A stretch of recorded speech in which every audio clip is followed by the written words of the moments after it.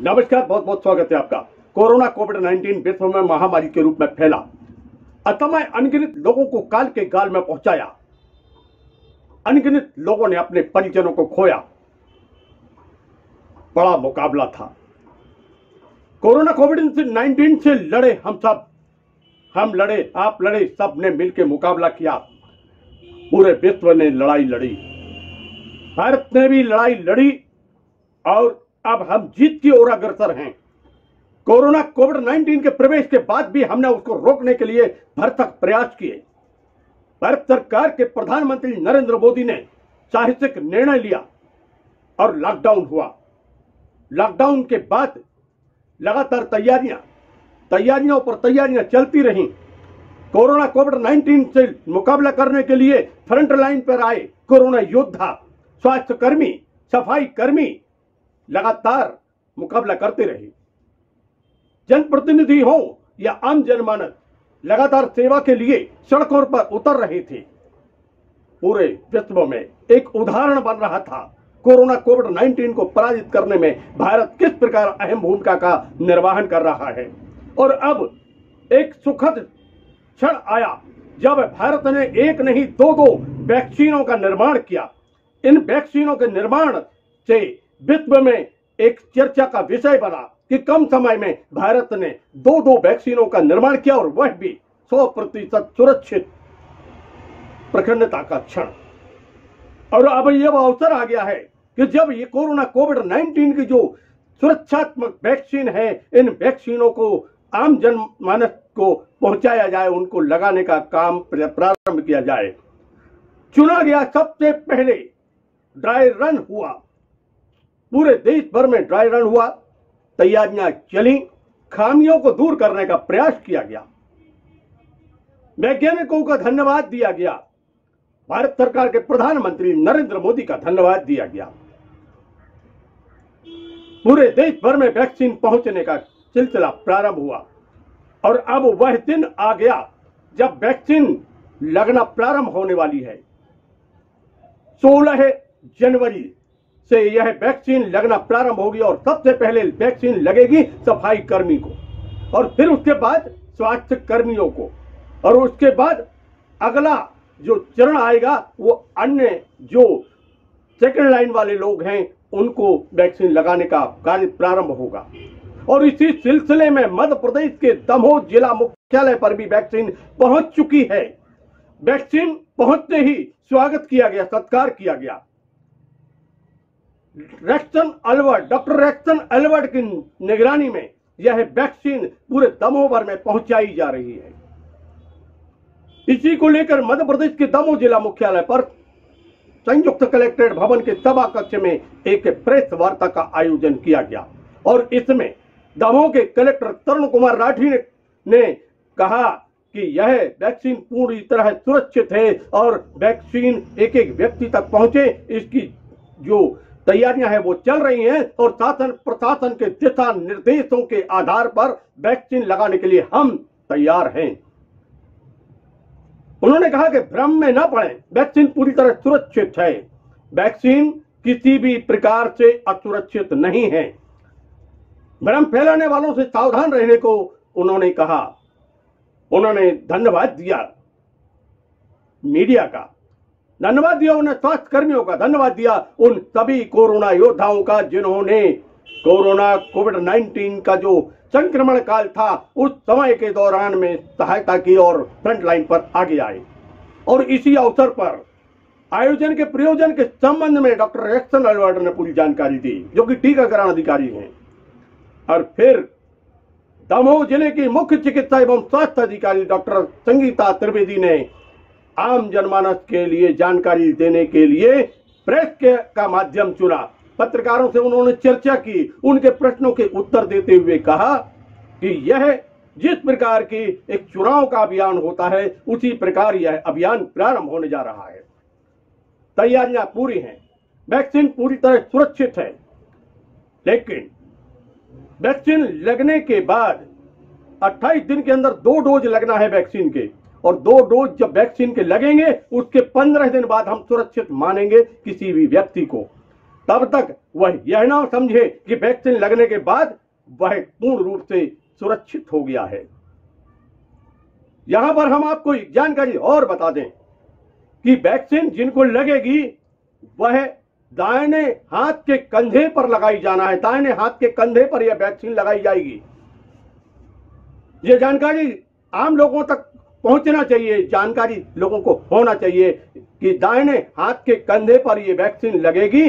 और इसलिए जब आप वैक्सीन लगवाने जाएं तो ढीले कपड़े पहनकर जाएं। ऐसे कपड़ों का चुनाव करें उस दौरान में कि जो आपको परेशानी ना बने और साथ में परेशानी उन लोगों के लिए ना बने जो वैक्सीन आपको लगा रहे हैं, नहीं तो समस्या का सामना करना पड़ेगा। एक निर्धारित मापदंड है कितनी वैक्सीन को लगाया जाना है। 2 प्रकार की वैक्सीन है। एक वैक्सीन जो है वह उसका प्रथम डोज और द्वितीय डोज एक व्यक्ति को लगेगा। दूसरी वैक्सीन जो है वह उसमें भी यही क्रम है। अगर यानी कि एक प्रकार की वैक्सीन है वह अगर एक व्यक्ति को लग जाती है तो दूसरा डोज भी उसी वैक्सीन का उसको लगाया जाएगा। इसके लिए सुरक्षा के और रखरखाव के पूरे इंतजाम विभाग ने किए हैं। बिना पंजीयन के वैक्सीन किसी को नहीं लगाई जाएगी। इनका पंजीयन होगा, उसके पूरे दस्तावेज की जांच होगी।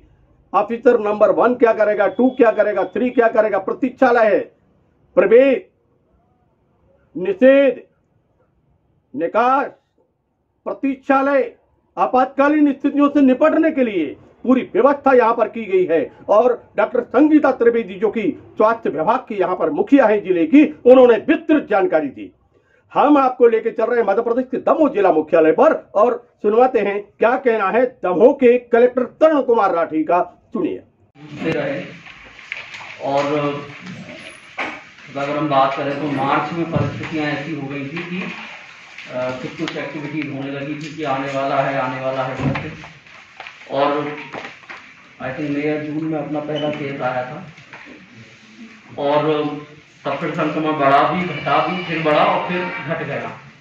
और सभी का इससे बड़ा अच्छा सहयोग रहा और ये औपचारिक रूप से मैं धन्यवाद भी दूंगा सभी को, क्योंकि लोगों की मानसिकता बनाने में, क्योंकि स्टार्टिंग में हमने देखा कि लोगों को हम लोग कंपलसरी इंस्टीट्यूशनल क्वारंटीन ही कर रहे थे, जिससे कम से कम संक्रमण फैले। जैसे जैसे समय रहा वैसे वैसे रणनीति बदली गई और जैसे जैसे चीज़ें लगी, राज्य सरकार के निर्देश भी जिस क्रम में थे उसी क्रम में अपने को जो जिले के लिए बेस्ट लगा वो हमने करने की कोशिश की और सभी के सहयोग से हम लोग सफल भी रहे।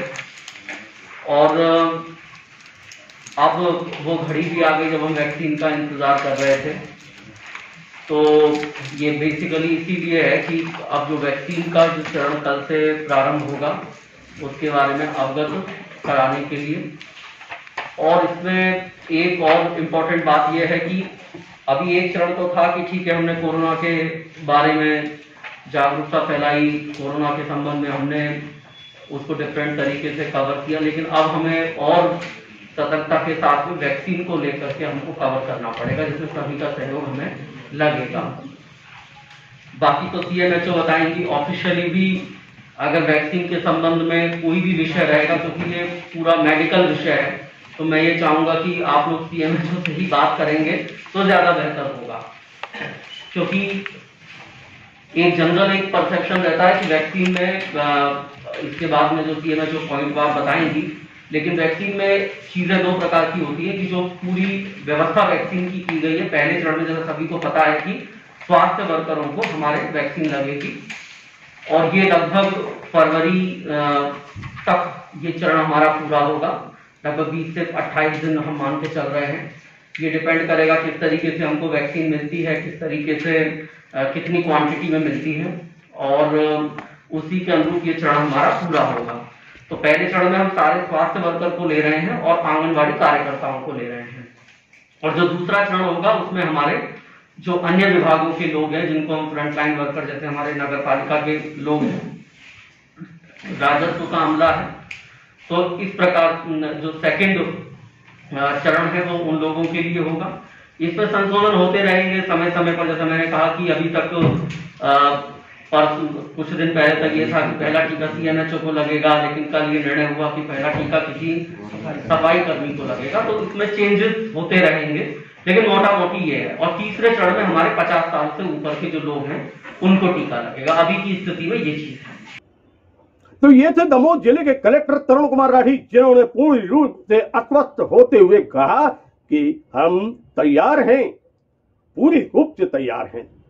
आम जनमानस बिल्कुल इस बात की चिंता न करे कि कोविड-19 की जो वैक्सीन आई है उसमें किसी भी प्रकार की कोई समस्या आने वाली, और अगर समस्या आती है तो हम निपटने के लिए तैयार हैं। इसी प्रकार अब हम चर्चा करते हैं। यहाँ पर डॉक्टर संगीता त्रिवेदी, जो कि मुख्य चिकित्सा स्वास्थ्य अधिकारी हैं, उन्होंने पत्रकारों के प्रश्नों के उत्तर किस प्रकार दिए, किस प्रकार जिज्ञासाओं को शांत किया और कहा किसी भी प्रकार से डरने की जरूरत नहीं है, वैक्सीन पूरी रूप से सुरक्षित है, विभाग पूर्ण रूप से तैयार है हर परिस्थिति से मुकाबला करने के लिए। आइए सुनते हैं क्या कहना है दमोह जिले की मुख्य चिकित्सा एवं स्वास्थ्य अधिकारी डॉक्टर संगीता त्रिवेदी का। जब भी हमारे समाज के ऊपर या बोलना चाहिए मानवता के ऊपर जब भी कोई वैश्विक महामारी आई है, तब हमारे साइंटिस्ट ने जाके उसके शोध किए। और पहले के समय में हमें 8-8, 10-10 साल लग जाते थे कोई भी वैक्सीन को बनाने में या हमारे डिस्कवर करने में। लेकिन चूंकि अब कई चीज़ों का हमारा बहुत ज़्यादा ये क्या बोलना चाहिए मशीनीकरण हो गया है, उस वजह से हमारी कई स्टडीज बड़ी फास्ट हो गई हैं। जो हमें पहले एक डाटा को दूसरों तक पहुंचाने में बहुत दिन लग जाते थे, वो अब इमीडिएटली पहुंच जाता है।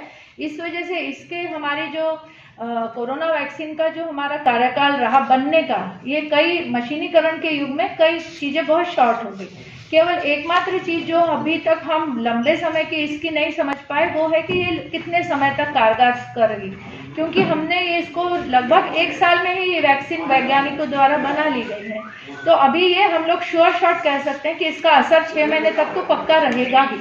हो सकता है कि लंबे समय ज्यादा समय भी रहे, लेकिन चूंकि उतना अभी अपने स्टडी नहीं कर पाए हैं टाइम की वजह से, इसलिए केवल वो पार्ट अपन अभी पक्के से नहीं बता पाएंगे कि वो 6 महीने से भी ज्यादा काम करेगी कि नहीं करेगी। कर भी सकती है, सालों साल भी कर सकती है, लेकिन उसके लिए हमें वक्त चाहिए होता है। लेकिन जो उसकी बोलना चाहिए कि सेफ्टी वाइज जो स्टडीज है वो कंप्लीट हो चुकी है। और हमारे देश के जो ये नियामक आयोग रहते हैं, वैक्सीन को जो लोग पारित करते हैं, वो लोग पहले पूरा हर वैक्सीन का डाटा स्टडी करते हैं, उस पर जो प्रयोग किए गए हैं डिफरेंट लोगों पे वो स्टडी करते हैं, और जब वो पाते हैं कि नहीं ये आम जनता के लिए सुरक्षित है, तभी वो जो नियामक आयोग होता है वैक्सीन का वो उसको पास करता है। हमारे सारे हेल्थ वर्कर्स को पहले कोविन ऐप एक बनाया गया है वैक्सीनेशन के लिए पूरे देश में। अभी हमने उस कोविन ऐप पे केवल हेल्थ वर्कर्स को रजिस्टर किया है। अब जब हमारा रजिस्ट्रेशन आप मतलब जिसको लगना है वही करता है, तो वो एक फ़ोन नंबर देता है, तो जिसको भी लगना है उसके नाम से उस फ़ोन पे रजिस्ट्रेशन आएगा। तो जैसे एक परिवार में एक ही फ़ोन है और उनने यदि हमें वो फ़ोन नंबर दिया है, तो जब वैक्सीन लगेगा तो हम लोग वैसे जब आम लोगों को लगेगा तो ये कोशिश करेंगे कि एक परिवार को साथ ही लगे, जिसमें वो साथ आए और जाए। अपने इच्छा से लगाना चाहेगा वही उन्हीं को टीका लगाएंगे। वैक्सीन के संभावित हो सकते हैं वही दुष्प्रभाव कोविड वैक्सीन से भी है। तो 2 प्रकार के दुष्प्रभाव होते हैं। एक तो वो है जो इमीडिएट होता है, जो वैसा ही एनाफिलैक्टिक रिएक्शन हर वैक्सीन से हो सकता है, वैसा ही कोविड से हो सकता है, और वो आधे घंटे में ही हो जाता है जिसको वो दवा सूट नहीं कर रही। दूसरा है जो माइल्ड है, जो 48 घंटे में अपने को पता चल जाएगा कि हाँ थोड़ा बहुत हो सकता है बॉडी एक हो, सूजन आ जाए उस जगह पे जहाँ इंजेक्शन लगा है, या फीवर आ जाए। तो ये कॉमन चीजें जो हर वैक्सीन से होती है। आपने देखा होगा बच्चों को टीका लगता है तो उन्हें बुखार आ जाते हैं, तो वो नॉर्मल चीज है। की कोरोना वैक्सीन ले सकता है कोई? नहीं, बिना पंजीयन के किसी को कोरोना वैक्सीन नहीं लगेगा, पहले से पंजीयन होगा। आप ये समझ लीजिए कि जैसे शॉर्ट में अपन लोग चुनाव की जो प्रक्रिया अपनाते हैं, सेम प्रक्रिया हम लोग इस कोविड वैक्सीन में अपना रहे हैं कि पहले सबका रजिस्ट्रेशन होगा, फिर जो केंद्र है उस पर जो भी व्यक्ति को बुलाना है उस दिन उसको SMS से मैसेज जाएगा कि भाई आपको आज इस जगह आपका टीकाकरण है तो आपको आना है। फिर जब वो व्यक्ति पहुंचेगा तो सबसे पहले गेट पे जो हमारे गार्ड रहेंगे वो वेरीफाई करेंगे कि आज के टीकाकरण सत्र में उनका नाम है कि नहीं है। यदि उनका नाम होगा तो फिर वो उनको अंदर जाने देंगे। फिर अंदर जो हमारा सेकंड ऑफिसर रहेगा वो आपके फोटो आईडी से चेक करेगा कि क्या यही व्यक्ति है जिनका नाम है लिस्ट में। तो मेरी यही दरख्वास्त है कि आप लोग सबको बताएंगे कि जब भी जो टीकाकरण के लिए आएगा वो अपना आईडी ले आएगा, या तो वो उसका वोटर कार्ड हो सकता है, पैन कार्ड हो सकता है, लाइसेंस हो सकता है, आधार हो सकता है, कोई भी फोटो आईडी जो हम कहीं भी गवर्नमेंट की जो है वो लेके आ सकता है अपने वेरिफिकेशन के लिए। इसमें तो सिर्फ 50 वर्ष से उम्र के ऊपर के लगना है कि नीचे भी लगेंगे बाद में? सबको लगना है, मैं बता देती हूँ।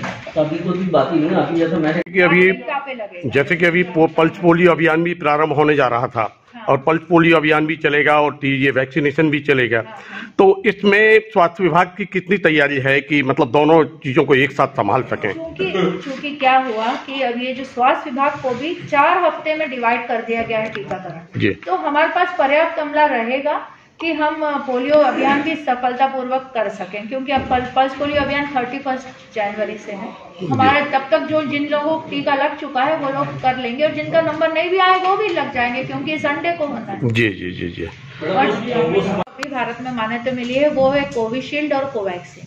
देखिए क्या है कि एक चीज़ तो ये है कि हमारा देश बहुत बड़ा है और यहाँ पे जनसंख्या भी बहुत ज़्यादा है, तो इतने ज़्यादा लोगों में हम जिस वैक्सीन को सेफली पहुँचा सके, जो उनका हम टेम्परेचर प्रॉपर मेंटेन कर सके, सारी एहतियात जिस वैक्सीन में हम बरत सकेंगे, और जो हम इतने मास प्रोडक्शन के लिए हम काबिल हैं, और जो हमारे यहाँ की जनता के लिए सूटेबल होगी, वही वैक्सीन को वो मिली है मंजूरी। तो वो कोविशील्ड और कोवैक्सीन है जो सारे चीजें हमारी कवर करती है, सब चीजों पे खरी उतरती है। तो दोनों मिक्स होके आती रहेंगी कभी? अभी जो पहली खेप है वो हमें कोविशील्ड की मिली है, फिर अब जैसे जब जो गवर्नमेंट को, हाँ जब गवर्नमेंट देगी, ऐसा कुछ हार्ड एंड फास्ट रूल नहीं है कि 28 के बाद सेकंड खेप आएगी, जैसे उनको अवेलेबल होगी वो आ जाएगी। मैम इस बीच में जो कोविड पॉजिटिव आएंगे 2 डोज, ये जो अभी कोविशील्ड वैक्सीन आई है उसके 2 डोज लगेंगे जो 28 दिन के अंतर से लगेंगे। तो हमारी जो रोग प्रतिरोधक क्षमता है वो तो सेकंड डे से ही बनना चालू हो जाएगी, लेकिन जब हमें सेकंड डोज लग जाएगा उसके 15 दिन बाद हम पूरी तरह से फुल्ली इम्यूनाइज समझे जाएंगे। तो फर्स्ट डोज लगने के लगभग 1.5 महीने बाद हम फुली इम्यूनाइज माने जाएंगे। इसलिए पहला डोज लगने के बाद भी हमें सारी वही एहतियात बरतना है कि मास्क लगाना है, सैनिटाइज करना है हाथों को, और दूरी बना के रखना है। ये हमें वैक्सीन लगने के मिनिमम 1.5 महीने तक, उसके बाद भी ये चालू रहेगा। मतलब लोगों को ये वो 2 to 8 डिग्री पे भी अच्छे से स्टेबल रहेगी, खराब नहीं होगी। तो पहली बात तो हम लोग कोल्ड चेन मेंटेन करने की पूरी कोशिश एहतियात बरत रहे हैं, और चूंकि हमारा स्वास्थ्य अमला सालों से वैक्सीन का कोल्ड चेन मेंटेन करने में एक्सपर्ट है, तो ये इतना बड़ा इशू नहीं है। सेकेंड इशू जो वैक्सीन का आप कह रहे हैं वो ये है कि हमारे पास चूंकि लिमिटेड डोज है, तो हम एक भी डोज वेस्ट ना हो, ये हम बहुत केयरफुल रहेंगे। तो एक जो वैक्सीन का वायल खुलेगा उसको हमें 4 से 6 घंटे में ख़त्म करना है, और एक वायल में 10 लोगों को वैक्सीन लग सकती है। तो हम लोग जब 10 लोग इकट्ठे हो जाएंगे तभी एक वायल खोलेंगे, जिसमें कि हमारा एक भी डोज वेस्ट ना हो और 10 लोगों को लगातार लग जाए, क्योंकि अपने पास अभी लिमिटेड नंबर ऑफ वैक्सीन है। 1.5 महीने के बाद यदि होगा तो हम मानेंगे कि वो वैक्सीन का फेलियर है। और कोई भी वैक्सीन 100% तो कारगर नहीं रहती है, तो भी 94% है कोविशील्ड का, स्टडीज जो बता रही है 90+ ही है उसका इफेक्टिविटी। कितने कर्मचारी हैं जो स्वास्थ्य विभाग के अमले के हैं, और किन किन को सम्मिलित किया गया है इसमें संख्या? हमारे अभी 6726 कर्मचारी है जो हमारे पूरे जिले में स्वास्थ्य विभाग में है। अब इसमें डॉक्टर से लेके तो हमारे सफाई कर्मी, आंगनवाड़ी, आशा, सारे लोगों को शामिल किया गया है, प्लस प्राइवेट प्रैक्टिशनर्स और उनके स्टाफ को भी लिया गया है।